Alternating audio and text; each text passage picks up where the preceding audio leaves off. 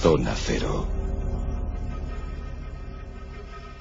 Entramos en materia con nuestros monográficos Zona Cero. Hoy tenemos a Carlos Canales ausente, pero presente, por supuesto, siempre en nuestra mesa de trabajo.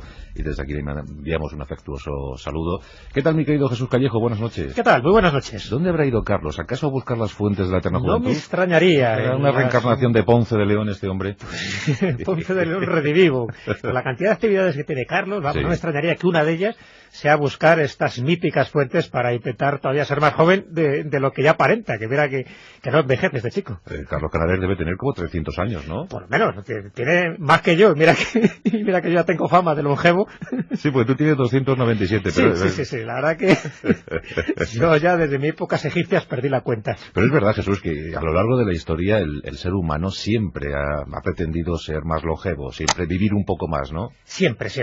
Yo creo que dentro de esas obsesiones, anhelos que ha tenido el ser humano, y mira que ha tenido muchos, entre ellos hacerse rico, por ejemplo, pero uno de ellos es el ser joven eternamente. Pero somos muy contradictorios, porque en un planeta donde las religiones son tan importantes, la creencia en un más allá, incluso en un universo donde vamos a vivir mejor, donde vamos a estar tocando el arpa en nubecitas, y mira que nos aferramos a este valle de lágrimas, ¿eh? Sí, porque siempre existe esa opción, ¿no? Bueno, sí existe el más allá, pero por si acaso vamos a intentar vivir o agarrarnos todo lo que podamos a esta vida efímera, porque al fondo es efímera.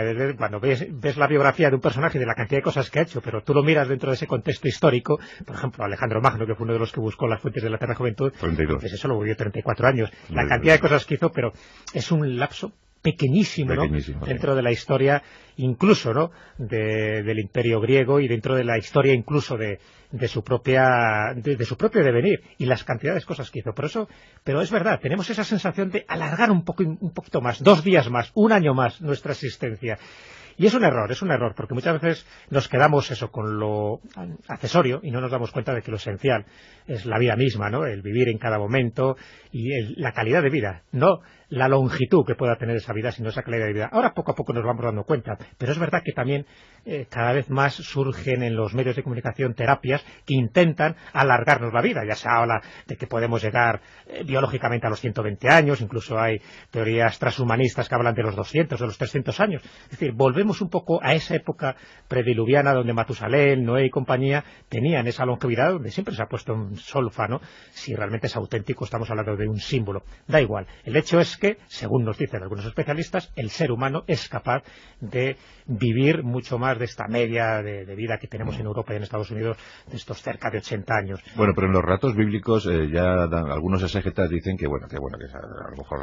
No, está claro. A lo mejor algún cero se escapó. ¿No? Algún cero se escapó, sí, porque vamos, eso pensar que Matusalén podía llegar a los 970 años, pues hay que tener muchas tragaderas. Está claro que hay 97 estaría muy bien, ¿no? Hombre, estaría demasiado bien. Pero bueno, también es verdad que estamos hablando de unas épocas donde prácticamente no hay nada, no tenemos nada. Todos son relatos, digo, mitológicos, religiosos, legendarios. Es decir, o te lo crees o no te lo crees, y mucho más cuando está impregnado de ese tamiz religioso como es el caso de la Biblia. Sé que, bueno, ahí queda la historia, pero que sí es verdad que durante mucho tiempo, y además son datos constatables hasta mediados del siglo XIX, prácticamente la esperanza de vida que tenía el ser humano era en 35 años. Es decir, desde 1800, ese breve periodo entre 1840 y 1940 es cuando esa duración media de la vida, tanto en Europa como en Estados Unidos, alcanza los 65 años. Bueno, hoy en día en algunos países africanos han retrocedido, y en algunos países del centro del continente negro la expectativa de vida no supera los 50. Sí. Es verdad que en ese caso, por eso siempre se certifica lo de Europa y Estados Unidos, porque claro, ya te vas a Asia y África, en fin, esas medias varían, no tanto solo de continentes, sino también de países. De países. Los países musulmanes, los países donde tienen otro tipo de religión, en los países, por ejemplo, más animistas, donde todavía las supersticiones están mucho más arraigadas, evidentemente las esperanzas de vida son inferiores. ¿Por qué? Porque hay elementos muy claros ahora para nosotros, pero que, por ejemplo, hasta mediados del siglo XIX no se tenían tenían en cuenta, que es lo que ha hecho que se alargara nuestra esperanza de vida. Los 3 elementos o las 3 medidas sanitarias, por ejemplo, preventivas, que han sido radicales para que lleguemos pues casi ya a estos 80 años, es la separación de las aguas potables, por ejemplo, de las aguas residuales, algo que parece tan evidente, pero que no era tan evidente hace unos cuantos años, la inmunización de masa, en masa, ¿no?, contra la viruela, ¿no?, contra las grandes epidemias, pero sobre todo contra la viruela, gracias a la vacuna que descubre Edward Jenner, y sobre todo, pues implementar normas básicas de higiene en los hospitales. Es decir, es que antes los cirujanos, cuando a lo mejor hacían una necropsia, luego acudían a un parto, y entonces las infecciones pues provocaban una mortandad tremenda, ¿no? Y no se daban cuenta que sencillamente una cuestión de asepsia, de lavarse las manos con jabón, evitaba muchísimas muertes. Exacto, lo hemos comentado además hace bien poquito cuando hicimos el pasaje de la historia dedicado a Florence Nightingale, la pionera de la enfermería moderna. Esta mujer queda horrorizada cuando visita un hospital militar en plena guerra de Crimea, y constata, ella era una amante de la estadística, introduce la estadística de hecho en la red hospitalaria, y descubre que de los 3.000 muertos británicos en el mes de enero de 1855 que se han producido en hospitales, pues el 95% fue por falta de higiene. Claro. Por falta de asepsia, por infecciones, y por muertos a causa de las heridas de guerra, pues el 5%. Sí. O sea, que hemos sido muy guarros, Jesús. Y no deja de ser curioso que uno de los que dice esto, que lo denuncia, que era un médico húngaro que se llamaba Semmelweis, y lo denuncia además en una obra que publica en 1857, donde habla de la profilaxis en la fiebre puerperal, porque ve que sobre todo las que han tenido niños son las que son más propensas a morir, por eso, porque no se tiene la higiene. Bueno, pues sus propios colegas le tachan de loco, es un incomprendido absoluto, y muere prácticamente pues con el descrédito del colegio médico de su momento. Al final le dan la razón cuando dice, pues es verdad, si es que era la profilaxis. Bueno, pues Semmelweis, a pesar de que lo denunció, no fue reconocido, o sea que hasta esa cerrazón llegaba en aquella época de mediados del siglo XIX. ¿Y qué extraños conocimientos llegaron a la mente de Ponce de León para que quisiese buscar esa fuente de la eterna juventud? Sí, más que conocimiento le llega como una especie de chivatazo, de rumor. Aborigen, ¿no? Claro, aborigen, como no podía ser. A ver si se lo podían quitar de en medio. Sí, porque bueno, en los indios de Puerto Rico, el antiguo aborigen, le comenta, dice, no, hombre, más arriba, tú vete más para arriba, que ahí hay un archipiélago, hay unas islas que están encima de Cuba, y allí hay una fuente de la eterna juventud. Además hasta le dicen el nombre, ¿no? Porque ya sabes que es un archipiélago pues bastante numeroso de islas. De hecho, ahora actualmente el archipiélago de las Bahamas, que es al que nos estamos refiriendo, ahora está poblado unas 24 islas, pero hay 600 que están deshabitadas. Bueno, pues estos aborígenes de Puerto Rico le dicen, no, y la isla se llama Bimini. Entonces, bueno, pues allí va Ponce de León, que para entonces le sonaba música celestial aquellos comentarios, porque ya por entonces tenía unos 52 años, y hombre, ya estaba achacoso y por encima de la edad que se solía uno vivir. Y se sentía glorioso. Que quería estar allí, permanecer. Sí, bueno, pues había participado en bastantes gestas, ¿no? Fue también compañero de Colón. Pero era un hombre pues que vio como una doble oportunidad. Por un lado, pues descubrir nuevas tierras, como después así se demuestra, y por otra parte, mira, si lo encuentro, pues ahí va, ¿no? De hecho, también había rumores en aquel momento, decía que también, bueno, pues que su mujer parece que estaba un poco insatisfecha con los tratos y favores sexuales, y entonces que él iba a buscar más potencia, esa Viagra natural, para poder satisfacer plenamente a su mujer, ¿no? Eso era lo que se comentaban los mentideros. Pero bueno, el hecho es que el 1 de marzo de 1512, con esos 52 años de acuesta y 3 bajeles llenos de hombres, parte rumbo de las fuentes de la eterna juventud. Embarcóse. Sí. O sea, Ponce de León embarcóse y lanzóse a la aventura. Va hasta Bimini y bueno, y lo que se cuenta es que va probando las aguas, vamos, de todas las fuentes que se encuentran en Bimini, cualquier isla que se precie, y evidentemente de que sus canas no desaparecen, que sigue igual de achacoso y que no encuentra nada. Lo que sí encuentra es oficialmente la península de la Florida, y digo oficialmente porque es verdad que está reconocido que se le debe el mérito a Juan Ponce de León. Sí. Pero no deja de ser curioso, sabes que a mí me gusta mucho esa cartografía oculta, esos mapas malditos y prohibidos, donde hay mapas que sí aparece ya recogida la península de Florida antes de 1513, que es cuando oficialmente la descubre Ponce de León. Es decir, el mapa de Cantino, que es de 1502, o el mapa de Watson-Müller, el primer mapa donde aparece la palabra América, que es de 1507, ya aparece también recogido esa península de Florida. Es decir, que antes alguien hubo en esas latitudes, y luego lo dejó cartografiado, ¿no? No Cantino y Martin Wassermüller, que eran, bueno, pues los que recopilaron un poco toda esa información. Pero bueno, oficialmente sigue siendo. Por cierto, que injusto fue Müller, al poner la palabra América. Sí, totalmente, ya se sabe perfectamente. Bueno, incluso hay una historia oculta un poco alrededor de por qué esa deuda con Américo Vespucio, ¿no? Sí.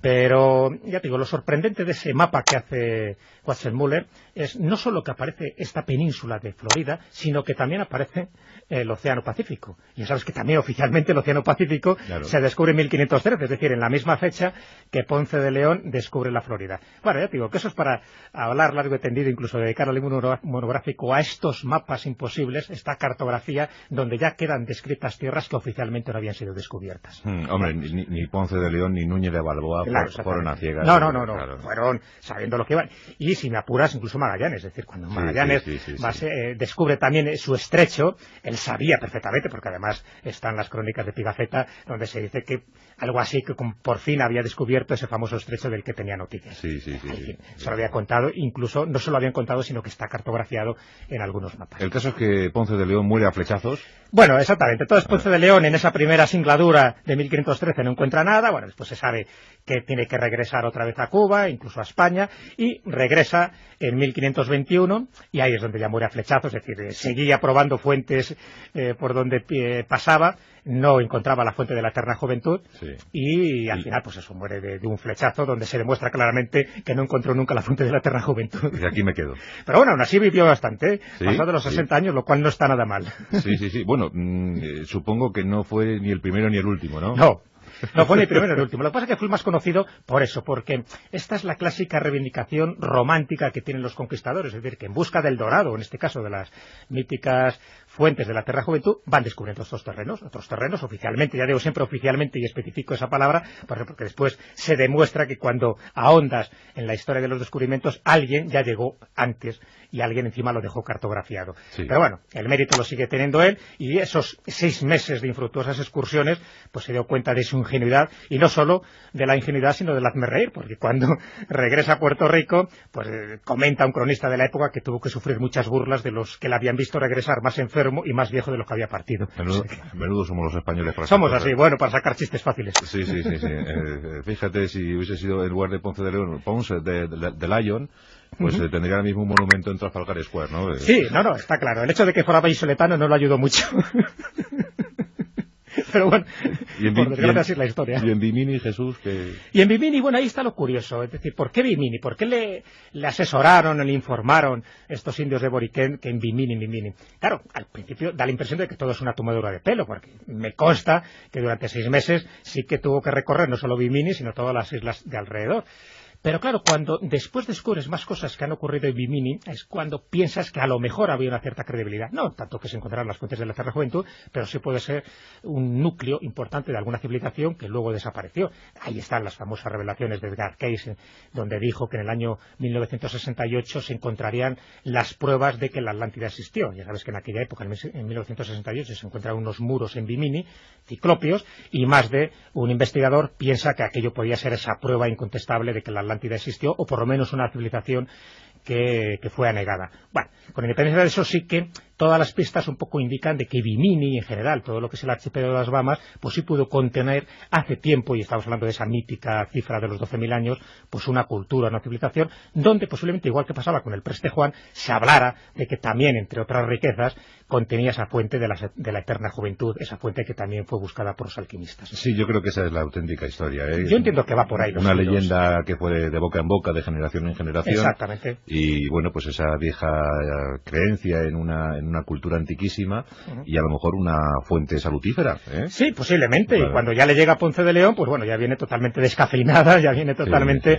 degenerada por el paso no de los años, sino de los siglos. O sea, que pudo haber existido algo, igual que también pasó con el mito del Dorado. Sabía que había toda una realidad y después mucha exageración, igual que pasaba con las ciudades de Cíbola, por ejemplo. Es decir, todos esos mitos en el Dorado, príncipe cubierto de oro sí que hubo. Claro, por eso te digo, además, en una laguna de Colombia, la laguna Guatavita, o sea que no creo que fuera todo, no creo que fuera todo toda la explicación del mito del Dorado ese cacique que se embadurnaba de oro y que aparece reflejado en una película de Saura, ¿no? Sí. Yo creo que no, es decir, me parece demasiado endeble. Pero sí es verdad que eso, junto con otras cosas... Con ofrenda, seguro. Sí, no, seguro, y que tiraban después ofrendas de oro para apaciguar las iras del dios de turno, seguro, no me cabe ninguna duda. Pero había más cosas, es decir, como siempre ocurre con esto, el mito del dorado era muy consistente y además muy ubicuo, no solo estaba determinado en una zona geográfica, sino en otros lugares, ¿no?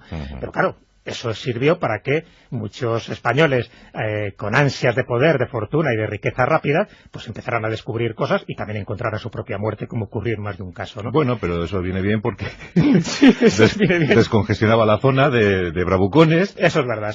Y tú ponías 7 ciudades de figura arriba, la ciudad de los Césares abajo y el Dorado en medio, y tenías adelantados por doquier. Y ya tenías, efectivamente, claro. Ya tenías ahí descubierto toda Sudamérica, Centroamérica y Norteamérica, o sea, ya lo tenías todo. Si no, nada como poner un caramelo, en este caso la zanahoria. Allí que iban. Y esa es la realidad, es decir, que aunque lo contemos de una forma así como amena. Muy amena, muy desdramatizada, pero realmente es cierto, ocurrió como tal, ¿no? Sí. Y un poco el colofón de esto de Bimini, que te contaba, bueno, lo de Edgar Cayce, en fin, este submarinista Valentine, que es el que descubrió estos muros ciclópeos submarinos, ¿no?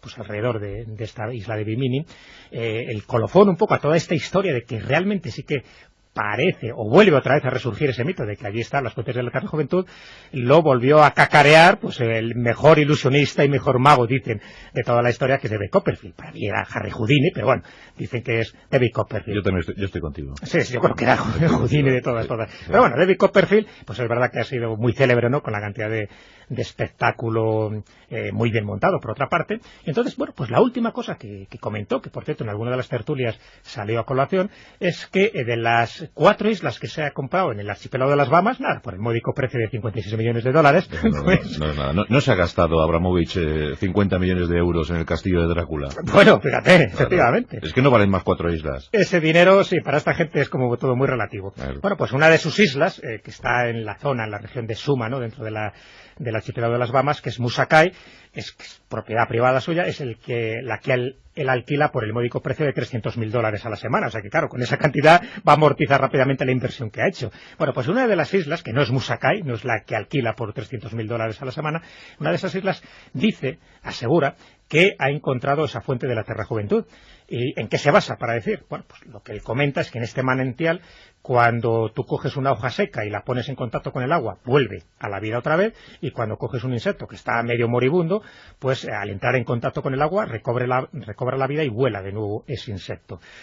Dice que es asombroso, él lo reconoce, que es muy emocionante, pero que es cierto, y de hecho ha contratado a unos científicos, a unos geólogos, para que analicen sus aguas, que solo dará los resultados cuando a él le plazca, por supuesto. Sí. Pero bueno, no deja de ser curioso que este hombre, con ese eterno rostro de los 50 años, no envejece nunca, y entonces ya las malas lenguas dicen que a ver si va a ser verdad que ha encontrado algo relativo a esas propiedades salutíferas de algún manantial de la zona de las Bahamas, no en este caso de Bimini, porque esta zona que él compra está más al sur de Bimini, pero que justificaría en parte pues toda esa obsesión que tuvo Ponce de León y que no pudo conseguir. Bueno, pues esto ratificaría las leyendas aborígenes. Claro, de alguna manera ratificaría, y también estos hallazgos un poco de esa civilización que parece que está sumergida y que todavía está a la espera de que pueda salir a flote, incluso determinar si realmente pertenecía o no pertenecía a la Atlántida. Y David Copperfield al final no pudo ser Ponce de León, viene Copperfield y lo consigue. David Copperfield, sí, además... El agua embotellada de las Bahamas. Sí, y consigue 2 cosas. Por un lado, la ilusión, otra vez volver a ilusionarnos,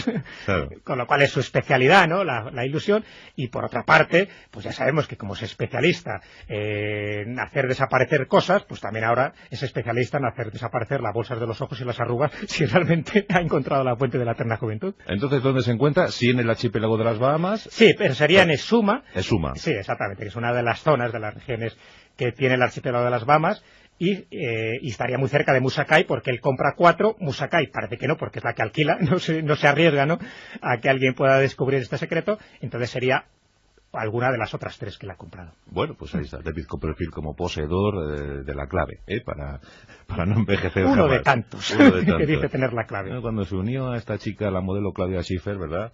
Ya... Ahí ganó puntos.